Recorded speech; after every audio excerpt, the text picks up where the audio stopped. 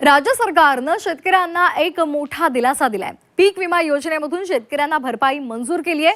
पात्र विमा लाभार्थ्यांना भरपाई मंजूर केली आहे।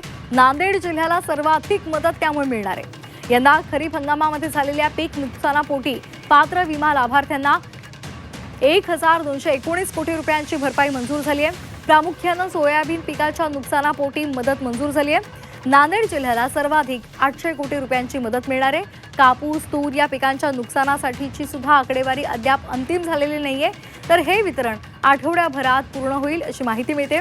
कापूस आणि तूर उत्पादकांना सुद्धा लवकरच भरपाई मिळेल अशी माहिती कृषी मंत्री दत्तात्रय भरणे यांनी दिलेली आहे। तर पात्र विमा लाभार्थ्यांना भरपाई मिळणार आहे। राज्य सरकारने शेतकऱ्यांना मोठा दिलासा दिलेला आहे।